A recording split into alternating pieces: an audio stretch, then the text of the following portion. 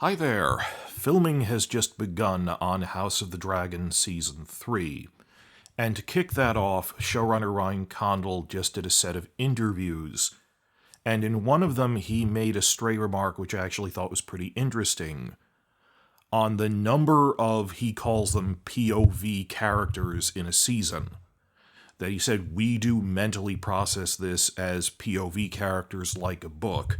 And we actually have a chart on the corkboard of how many there are. And he said, just off the top of my head, Season 3 will have 19 POV characters. So in this, I want to quickly examine the differences between a POV in a book versus a TV show, how this stacks up against the A Song of Ice and Fire novels and their POV structure, and questions of how many POV characters would you structure the other spin-offs around, like Dunk and Egg. In the novella, it's just Dunk. Or how would you do, they're considering Targaryen conquest, they have a writer hired for that. How many is enough or too many, or how would you structure that in the shift from page to screen? Well, to start off with, 19 isn't really that unusual as a count for this when you look at the cast billing. I mean, I was just talking about this with the cast ranking videos I made, but just to reuse that here, when you go over, because it's a big family, all of the core blacks and all the core greens, Alicent, Rhaenyra, and Daemon's children, that pretty much adds up right away. That we had Daemon, Rhaenyra, Alicent, Otto, Corlys, Rhaenys, this is the Season 2 numbers, then Criston Cole, then Larry Strong, Mysaria, Aegon, Aemond, Jace, Baela, Rhaena, Helena. And like I said, the top 15 didn't change between Seasons 2 and 3 based on casting sheets, other than that Rhaenys died. And we think Aemond might have been promoted up to number 6 because of that, because everyone else is accounted for, but through the top 15, it's actually, which is almost all the way up to 19, there's like 15 core POVs. And the upper teens are usually small council members, but I don't think he considers them POVs. I'll explain why. That I think the next ones are the 4 Dragonseed characters they introduced. Adam and Alan, Hugh and Ulf. And getting up to 19, of course, Daeron would actually be a new POV. He might be with Otto, he might not. But 19 is not a surprising number when you look at the size of this cast. What is interesting is the definition of a POV character. This is not one for one the same as a book, nor would it ever be. That the way Condal described it was him and Hess were talking about small council scenes. When you do like those wonderful green council scenes in Season 2, they said they're some of the best things we've done, but they're really hard to write. That we put a lot of attention, a lot goes in, a lot comes out. We have to put so much focus on them. Because it's not like a one-on-one scene between Alicent and Aemond or something. It's up to a dozen major characters, like 8 major characters, all around a table having a group conversation about really important exposition-heavy matters.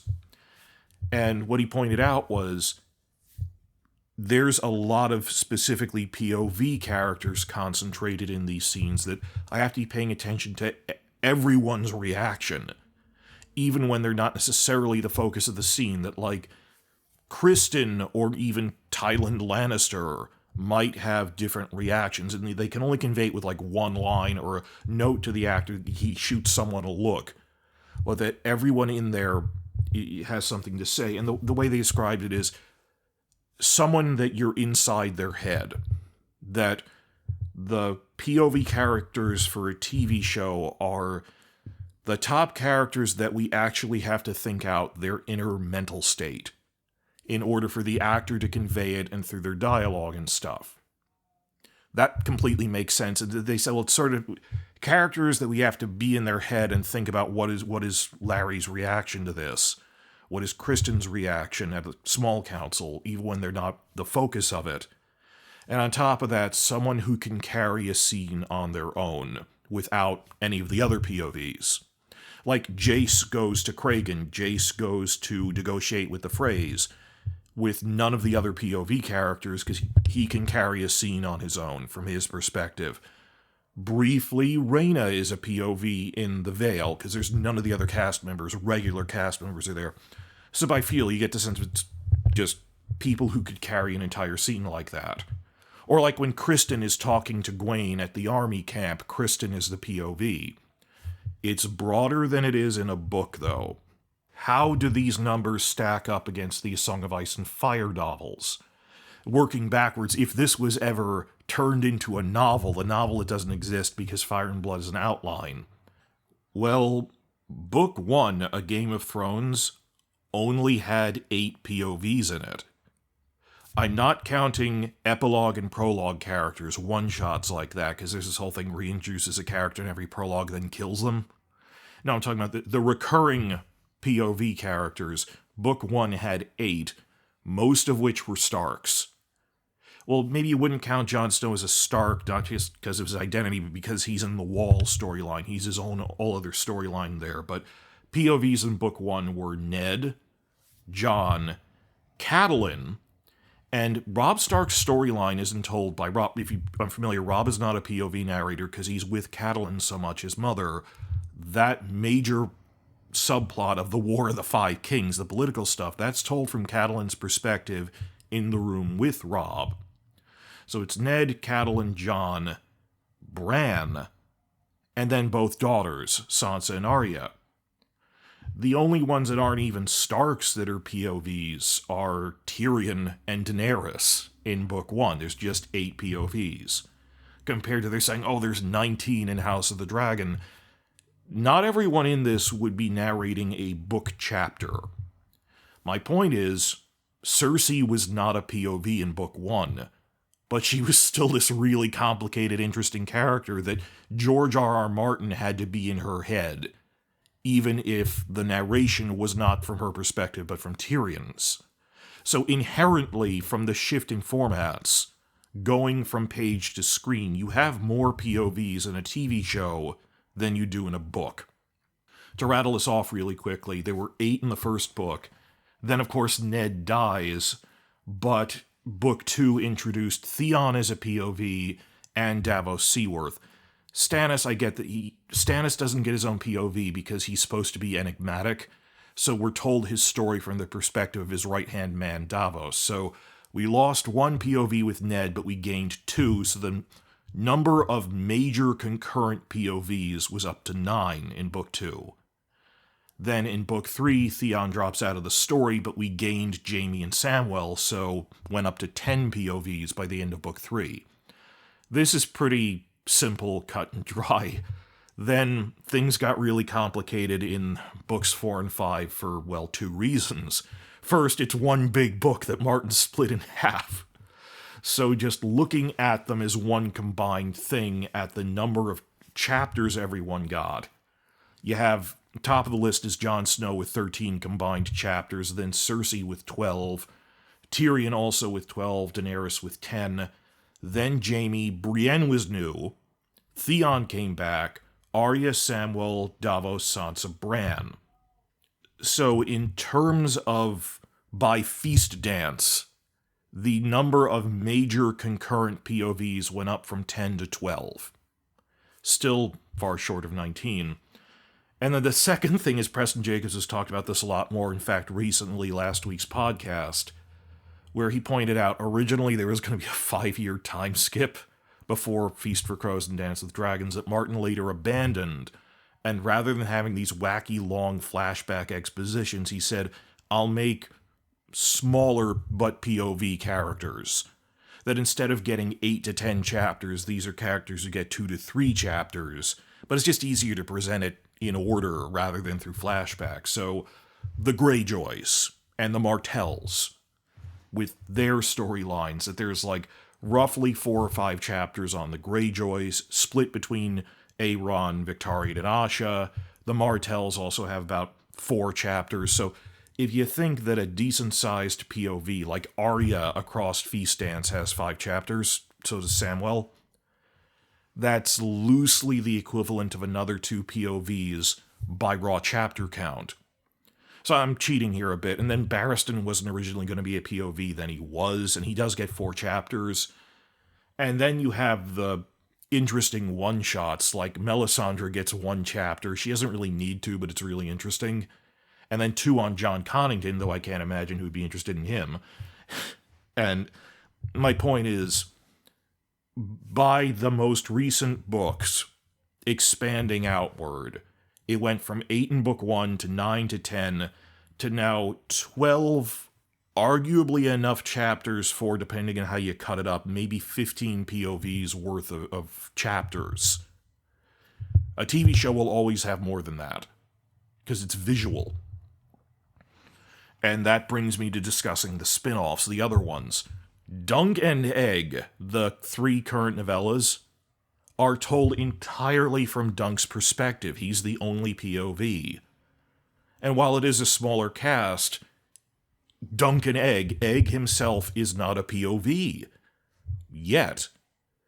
So that's a question from page to screen, or even from when they did the good graphic novel adaptations, pretty much straight based on the book, where everything is happening from Dunk's perspective in the graphic novel adaptation.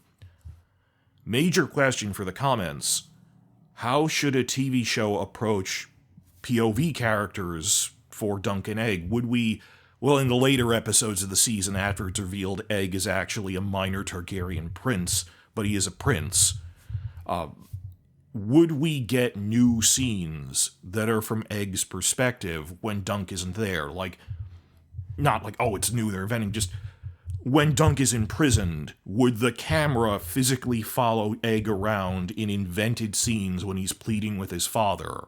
Which he mentions happened off the page in the book version, but let's show what Egg was doing off screen. This would only get more pronounced as the series advances, because there's other things that he does off screen, not in Dunk's presence. So how would you go about that? And that's just for Dunk and Egg, and I understand it's this duo of characters. What about still major ones that are, they're one-shots, they don't really recur that much? Tenselli. In a book, it makes sense that, well, when it's in Dunk's head from his perspective, he doesn't know what's going on in her head. But how would the actress find the role? The actor's job is to be in the head of the character. And the writers finding a voice for this, that they have to treat Tenselli as her own POV and not just a prop for Dunk. Even if in a medium of television he is the main character, her reactions are her own. That when they write TV shows where, like, the women are just props that don't talk like they have their own agency, or just regular people, minor characters, the whole thing of the guardsman is the main character of his own story. The annoyed guy writing down Dunk's name in the tournament registration is the main character of his own story and talks as if he is. That's good book writing, and how Martin has usually done that well. Like when Jaime talks to the jailer in book 4, the people cite that as an example of, this guy's the main character of his own story. Everyone is the main character of their own story. So when you have a book that's first-person POV, even like Lord of the Rings is third-person POV, and it'll shift around between Frodo thought this, but Sam thought this. Not to the extent that Martin does, where it's a really subjective first-person, third-person. It's objective third-person. It's a step removed. So how would Dunk and Egg go about that? And then you get into Targaryen Conquest, which I mentioned before, that Mattson Tomlin has been they ordered a pilot script, who knows if they'll greenlight it. It's a road trip story. It's not 2 factions fighting each other, and I also think, I've talked before, I think there'll be time skips in it. Across time every season. I think they could do like 5 seasons with the first season is the War of Conquest, but then season 2 is the Dornish War, and then seasons 3 through 5 are the Faith Militant Uprising from the Sons of the Dragon era, like ending with the death of Maegor. Harder to have POVs like that. I mean, Visenya would obviously be a POV unto herself, because she lives through most of it. She lives to be 80. Would Maegor be, in a TV show, Maegor would have to be his own POV with his own agendas. The writers have to be in his head. much as Joffrey was, that you have to think out what is Joffrey doing in this scene, even though he's crazy. But a book would never have Joffrey as the POV. Like, the hypothetical book that'll never happen. I'm just saying this for discussion. If Sons of the Dragon was ever narrativized, would Maegor be a POV? I think no. Because like Stannis or Joffrey, you're not really supposed to be in his head. TV show would need to do that because there's a difference in mediums. Rhaena would probably be a POV. There's more than one Rhaena. This is Rhaena, Maegor's half-niece. Aenys's daughter, Rhaena. She does go through a lot of that, but bigger thing is Aegon the Conqueror. Very specifically like Stannis. It says, even to his contemporaries, he was an enigma. So I would not treat him as the POV in a book. I would direct parallel to Davos. They said his only real friend was Orys Baratheon, his army commander and rumored bastard half-brother. I would treat Orys as the POV for Aegon. And even then, Orys drops out of the story during the Dornish War when he loses his hand and retreats from court life. Then who would you then have to shift to what Aegon is doing? I'm not really sure. But talking about a hypothetical book that will not happen because Martin can't narrativize it now, there's not time. But at least for a TV show, I think you would need to treat Aegon as what is he thinking in this scene. Him and Visenya and Rhaenys. But the rest of it is a road trip where there aren't really recurring things. It's meeting each of the rulers of the Seven Kingdoms. Torrhen Stark would probably be treated as a POV for his episode, but then he drops out of the story and doesn't really come back. Sons of the Dragon era is a bit more narrativized, that there's more recurring characters, time slows down, there aren't as many skips in it. But just how would you address, like, who do we treat as a POV when this was presented as an in-universe history book? By the time Martin got to writing the Dance of the Dragons era stuff, you can kind of tell who would be the major characters in it. There's two clear sides. It's easy to guess, okay, this would be their perspective. But in terms of what to expect for Season 3, it's not unusual that Condell, so yeah, we have like upper teens, like he said, in the moment I forget what we did for Season 2, but 19 for Season 3. When you count up how many current Targaryen kids there are, plus the major small council people, like Tyland has his own storyline with the Triarchy now, plus the Dragon Seeds, plus Daeron, yeah, that comes out to about 19. And that they have to be in their head and think about this. This is an open-ended question about the writing process of how many characters are important enough, but it's weird. They said, no, we have this defined and we have a chart of them, of these are people, we're in their heads, what are they thinking, and they can sustain a scene entirely on their own. There aren't right or wrong answers for this. I wanted to see more of Kragan or Jane Arryn, but I never thought that they would be described as a POV on this scale of a TV show. I want more scenes with them. We might get some. I never thought we'd be seeing the war from the perspective of Ben Blackwood. Like, he's kind of far down the list. I kind of hope that at a certain point Oscar Tully would be, but in Season 2 he wasn't. He was a character in Daemon's storyline.